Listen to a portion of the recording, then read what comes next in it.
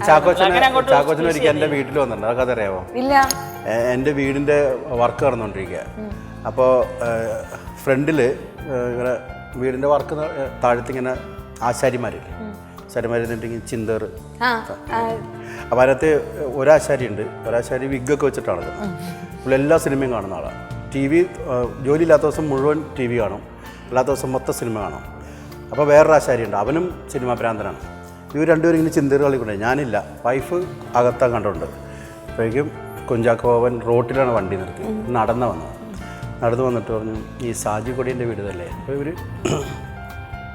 ചോദിച്ചു, സാജു കൊടിയൻ്റെ വീട്. Excuse me, ഇത് സാജു കൊടിയൻ്റെ വീടല്ലേ? ആ, പുള്ളി പുറത്തങ്ങാണ്ട് പോയി വൈഫുണ്ട്, വിളിക്കുക, ചേച്ചേ ഒരാൾ കടം വന്നിരുന്നു പറഞ്ഞു. എൻ്റെ അനിയത്തിയുടെ കല്യാണമാണ്. ഹലോ, എൻ്റെ അനിയത്തിയുടെ കല്യാണം വരണം. കാർഡൊക്കെ കൊടുത്തു. സാജുചേട്ടൻ വരുമ്പോൾ അറിയിക്കണം. കാർഡ് പോയി. ചേട്ടാ, വൈഫ് ഇങ്ങനെ ഉറക്കത്തിൽ നിന്ന് വന്നിട്ട് എന്താണെന്ന് മനസ്സിലായില്ല. പോയി കഴിയുമ്പോൾ ഇവർ രണ്ടുപേരും കൂടി ഇരുന്നിട്ട്, അൻസിലല്ലടാ പോയത്, ഇവർ രണ്ടുപേരും കൂടി അപ്പം മറ്റേ ആൾ പറയും, ഇത് വേറെ ആയിരുന്നു, ഏതോ ഒരു മിമിക്രി ആർട്ടിസ്റ്റാണ്, എവിടെയോ കണ്ടിട്ടുണ്ട് അവനെ.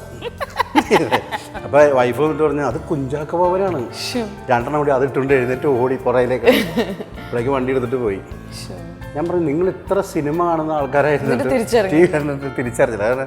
അതാണ് ഒരു നാട്ടുമ്പുറത്തുകാരൻ വീട്ടിലേക്ക് വരുന്ന ഒരു ഫീലിംഗ് ആണ് തോന്നുന്നത്.